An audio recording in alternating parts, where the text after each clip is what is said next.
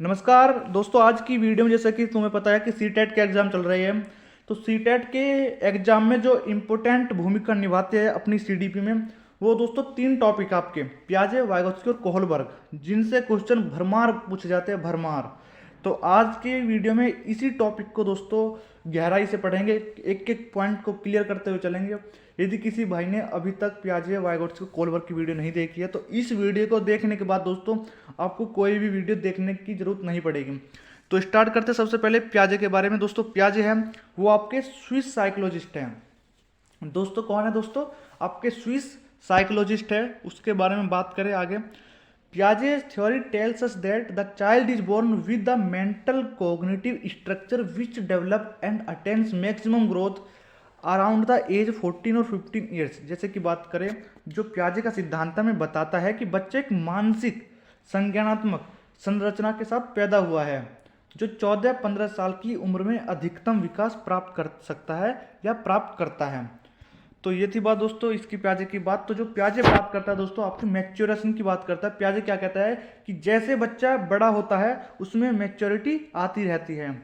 Experience experience की इन्होंने बात की है पियाजे ने। सोशल इंटरेक्शन की बात करी है। इक्वलिब्रेशन की इन्होंने बात करी है। दोस्तों क्या है कि इन्होंने बच्चे को एक नन्हा वैज्ञानिक माना है पियाजे ने, एक सक्रिय ज्ञान निर्माता माना है, जिसकी बात हम आगे करेंगे दोस्तों। तो इसका दोस्तों एक ये चित्र बहुत ही फेमस है आपका, जिसे मैं बताऊं एसिमिलेशन। ये आगे पॉइंट पहुंच गया। एसिमिलेशन और इक्वालिब्रेशन, न्यू सिचुएशन, डिसइक्विलिब्रियम और एकोमोडेशन। दोस्तों इसमें क्या है, एसिमिलेशन की बात करें सबसे पहले हम। तो एसिमिलेशन क्या है? जब पूर्व ज्ञान में आपका नया ज्ञान जोड़ दिया जाता है। नया ज्ञान, जब आपका पूर्व ज्ञान में प्लस नया ज्ञान जोड़ दिया जाता है तो आपका दोस्तों एसिमिलेशन बनता है।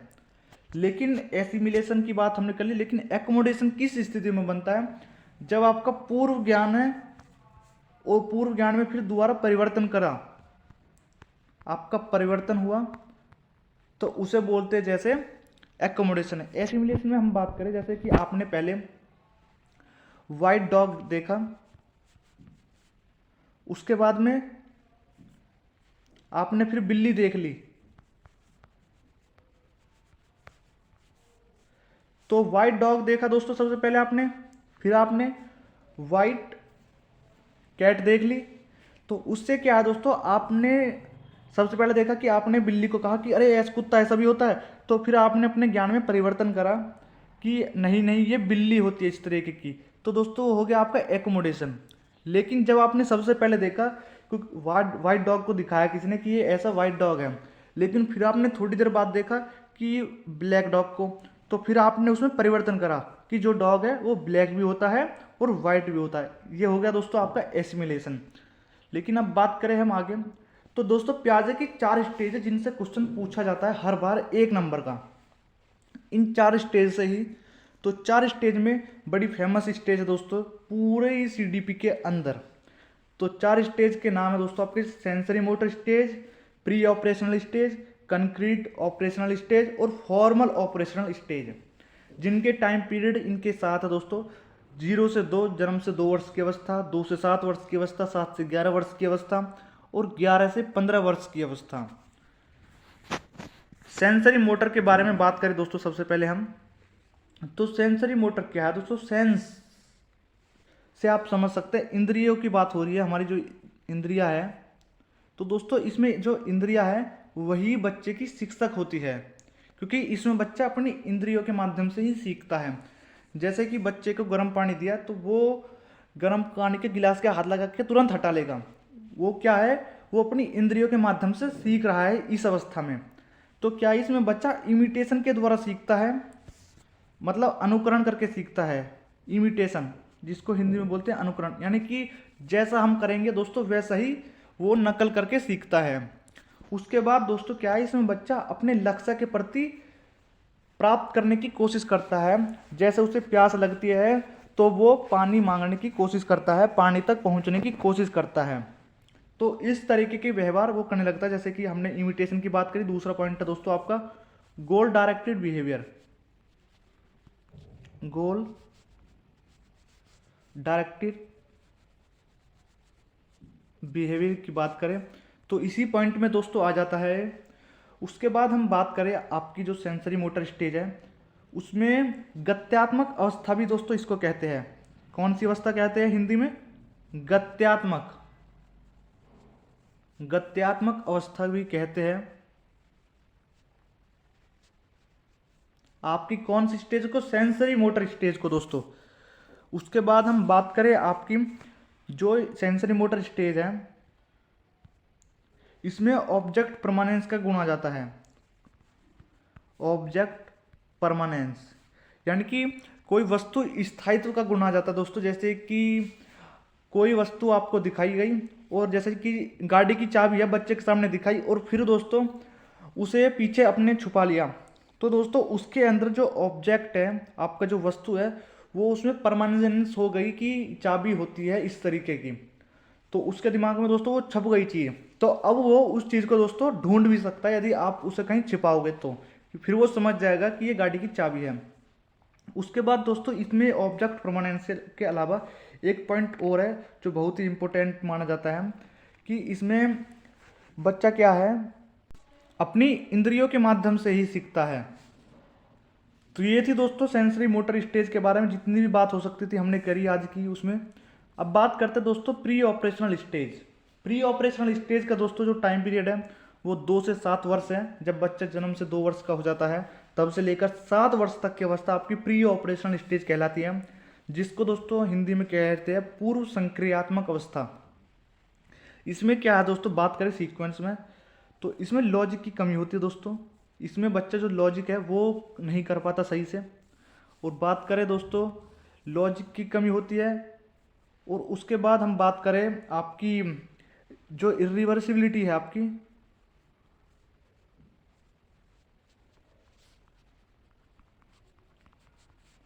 मतलब दोस्तों रिवर्सिबिलिटी की कमी होती है। इसमें बच्चा किसी वस्तु को रिवर्स करना नहीं सीख पाता। जैसे कि दोस्तों मैं बताऊं आपको 3 से 4 आपका 7 होता है, लेकिन दोस्तों 4 + 3 दे बच्चे को तो वो 7 नहीं कर पाएगा। इस तरीके का गुण बच्चों प्री ऑपरेशनल स्टेज में नहीं आता है।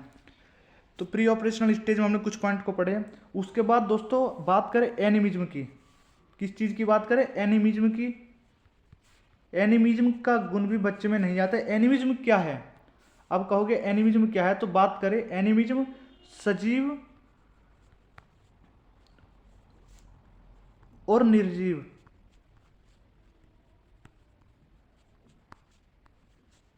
सजीव और निर्जीव में दोस्तों अंतर नहीं कर पाता किसी भी स्थिति में। कौन सी स्टेज में? प्री ऑपरेशनल स्टेज में। लेकिन दोस्तों इसमें जो है सिंबॉलिक थॉट आ जाता है। सिंबॉलिक थॉट क्या है दोस्तों? सिंबॉलिक थॉट बच्चे में आ जाता है। वो सिंबॉलिक थॉट कैसे आ जाता है मैं आपको बताता हूं कि जैसे बच्चे के सामने कोई साइकिल दिखी तो साइकिल की दोस्तों उसके माइंड में इमेज बन चुकी है कि साइकिल ऐसी होती है, तो सिंबल आ चुका है दोस्तों साइकिल का इस तरीके की स्टेज में। लेकिन दोस्तों अब आप एक कोड के माध्यम से एक चीज़ और याद कर सकते हैं इस स्टेज में। आप क्या याद रख सकते हैं? CCS। CCS। C से दोस्तों आपका क्लासिफिकेशन, C से सेंट्रेशन और आपका S से सीरिएशन। जो आपका क्लासिफिकेशन है, सेंट्रेशन है और सीरिएशन है, इन चीज़ों की, इन तीनों गुणों की दोस्तों कमी पाई जाती है। क्या दोस्तों? इन तीनों गुणों की कमी पाई जाती है। किस तरीके कमी पाई जाती है दोस्तों? आप चित्र के माध्यम से देख सकते हैं। जैसे कि इसकी बात करें, इसमें बच्चा ये गुण नहीं सीख पाता कि दोनों बीकर समान है, दोनों में जल समान है। लेकिन जब अगले चित्र में हमने दिखाया आपको कि अब के बीकर है जो वो बड़ा लिया, लेकिन जो छोटा वाला गिलास है वही रहने दिया।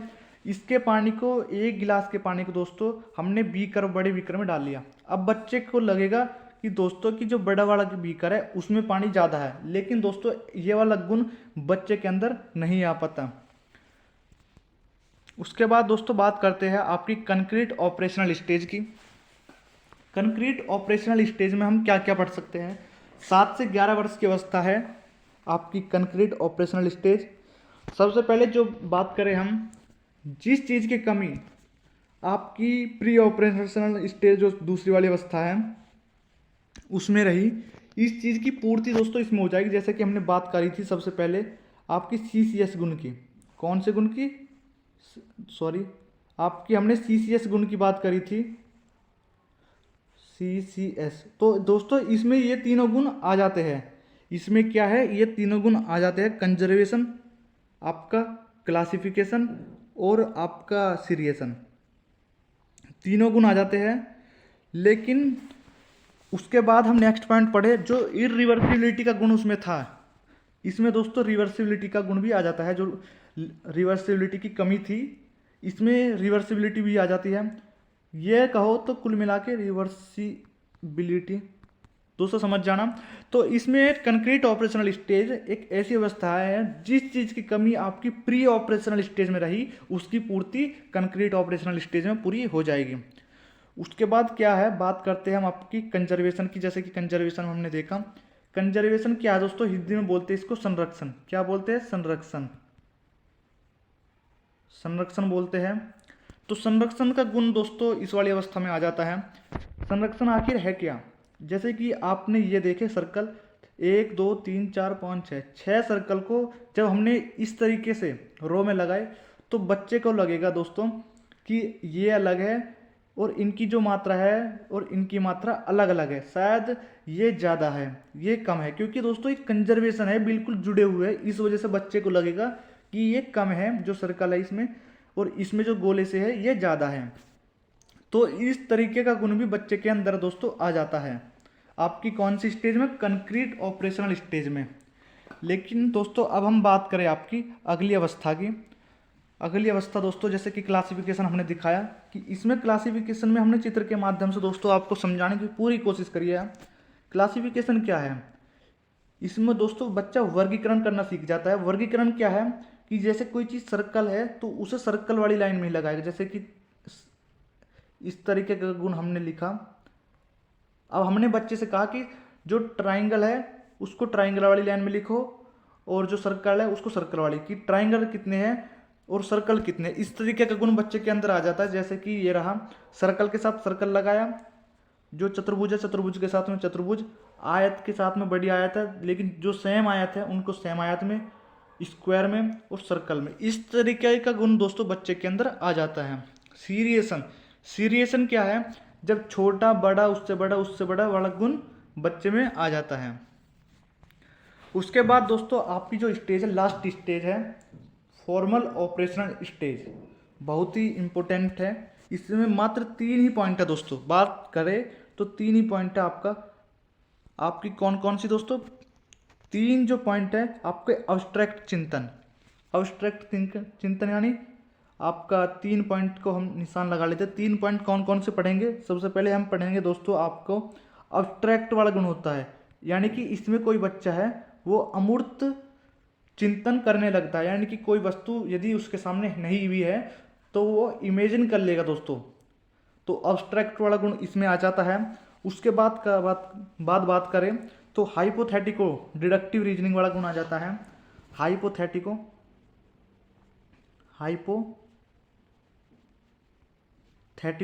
डिडक्टिव रीजनिंग वाला गुण आ जाता है दोस्तों इनके अंदर। उसके बाद बात करें तो हम डिडक्टिव रीजनिंग वाला गुण आ जाता है। हाइपोथेटिको डिडक्टिव रीजनिंग अलग है दोस्तों और डिडक्टिव रीजनिंग अलग है।